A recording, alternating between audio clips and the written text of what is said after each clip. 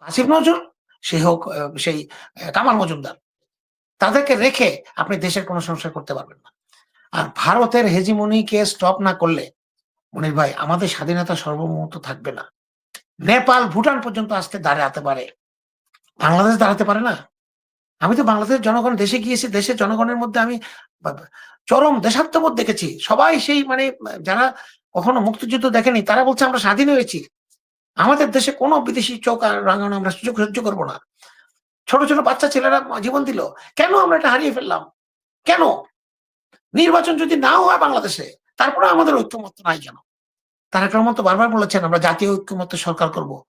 আমাদের ক্ষমতায় যাওয়ার উদ্দেশ্য না। আমরা চাই দেশের গণতন্ত্র প্রতিষ্ঠিত হোক। আপনি যেন ভোট দিতে পারেন। উনি নিজে বলেছেন, আমাকে ভোট না দেন, অসুবিধা নাই।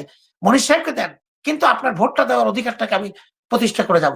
তাই যদি হয়ে থাকে তাহলে আমাদের বিএনপির সমস্যা কোথায়? কেন আজকে আমাদের জন্য আমাদের নামে এইসব কথাবার্তা হয়?